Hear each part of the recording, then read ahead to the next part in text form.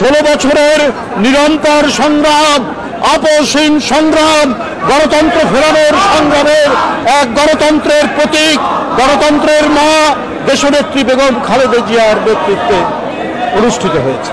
বন্ধুরা আমার, তার উপর নিপীড়ন, নির্যাতন, কারা নির্যাতন, একের পর এক বিভৎস নিপীড়ন নির্যাতনের মাধ্যমে পর্যুদস্ত করার চেষ্টা করা হচ্ছে।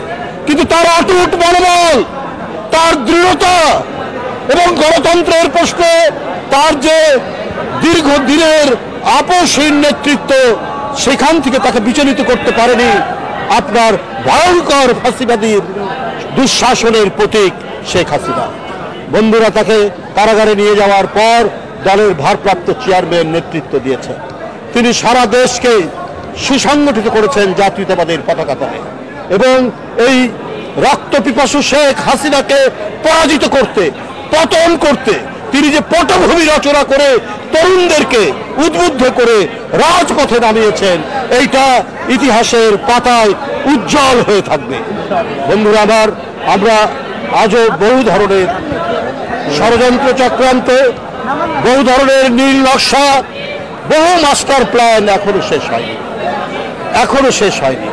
আমার কথা হচ্ছে যে আজকে যারা 28 লক্ষ কোটি টাকা পাচার করলো, যারা নিজেদের দুঃশাসন টিকিয়ে রাখার জন্য আনাত, ওয়াসিম আকরাম, আবু সাইদ, মুগ্ধ যে তার নিজে গুলিবিদ্ধ হয়ে তার বন্ধুদেরকে বলছে পানি লাগবে পানি, এই যে আত্মত্যাগের এক মহান নমুনা, মহান নিদর্শন, তার মধ্য দিয়েই গণতন্ত্র ফেরানোর পথে আমরা অগ্রসর হয়েছি। বন্ধুরা, তো সুতরাং তাদের রক্ত যেন বৃথা না যায়, তাদের রক্ত কখনোই বৃথা যেতে দেওয়া হবে না।